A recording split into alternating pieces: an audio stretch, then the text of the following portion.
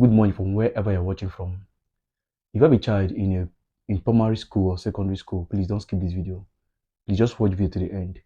Now I've been observing children, teach students from primary school down to secondary school, and I discovered something, and these things are what I want to share today.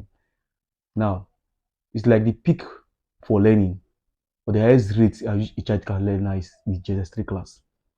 I discovered that most students after the JS3 class, they have no interest to learn again. They are just done with the school. Like that JS3 class is the last class to learn. After that moment in Nigeria, no other classes each other want to learn again. SS1, SS2, SS3, they don't want to learn. Because I've seen most students doing very well in the primary section and doing very well in the secondary section. But once they get to this SS1 class, those children don't want to learn again. They're just like, man, this whole of school of a thing is not for us. It's calm. It's not what you have to do. You understand? And these are the reasons why it's like that. Now I'll explain to you. Now, when the children get to JS3 class, what happened? During the junior WAEC, that's where the mistake starts. They engage them in my practice. They will copy, and I will give them the figures. After the end of that, my practice that is being done by the teachers. Okay, then these children will just say, okay, since we can, it's like this, it's okay. If we can, if they can help us in our junior secondary classes during WAEC, during junior WAEC, then we see now senior WAEC they can also help us. Then what is the need for us reading?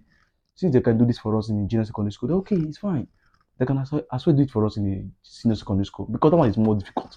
They are doing it for other people. We are hearing about it. They can do it for us. So some person just say like, that was never me going to school. They'll stop reading now. It's like that.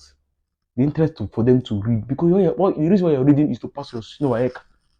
But you know they can do it for you. They will feel lazy to read, and that's not the only problem. Oh, this thing will take on to another reason why it's like this. What's it going to cost? Now, the second reason why the thing there is that this malpractice also play another bad rule, an evil rule to these children. Okay, since you're no longer reading, some of them now engage themselves in doing some other things like joining their friends in doing Yahoo, bombing, pressing, and because they have time, they know they're going to help them.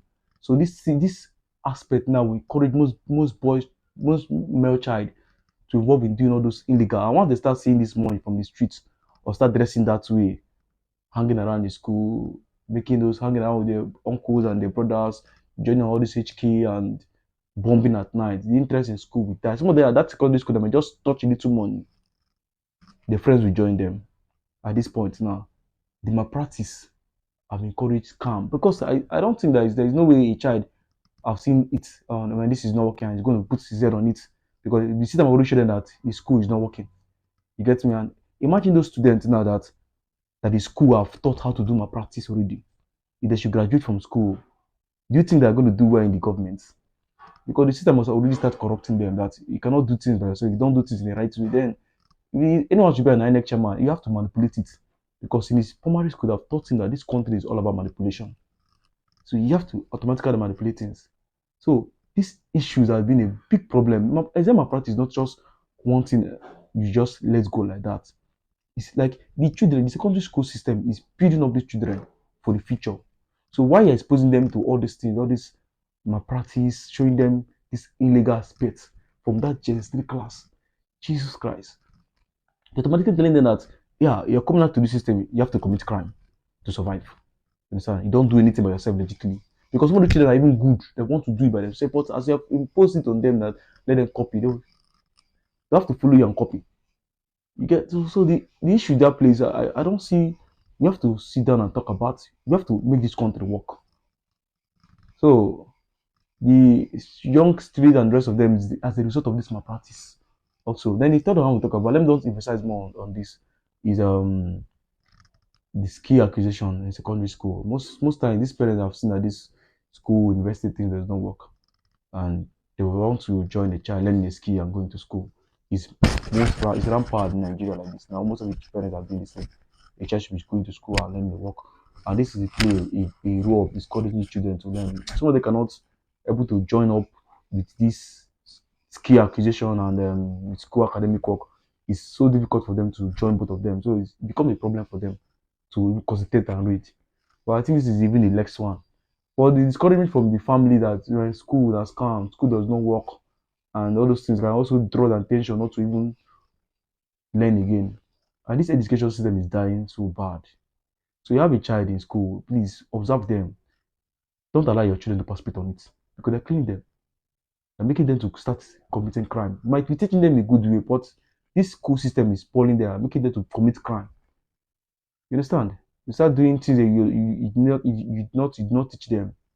So this school system of the thing is another way at which children get spoiled in this country. Yeah, I think if all of us can work on this and try to go to different schools and encourage our students to stop malpractice, it can help. Everything is not about the government. We can actually do it ourselves. Now, let's one of the way we can encourage these things is that malpractice to stop. We can just start. Anybody that has little money, you're doing well your business. You can bring up a million naira or 2 million naira. You can organize a competition among school, getting the best student, and this will motivate most school students to want to read up. You can start a competition. You're a big influencer, you're a comedian, and you have this, your God have blessed you to some level. You can encourage scholarship to good students, competitions, creating maybe like Sabine Isuna or Brain Jota. Let me talk about the big influencer, very dark man. They can just make a competition, very dark man competition, Brain Jota competition, Sabine Isuna competition, today not competition, and push it forward. Give a prize. It will motivate children in different parts of the country to want to read. Let's encourage our education, please. Peace and love.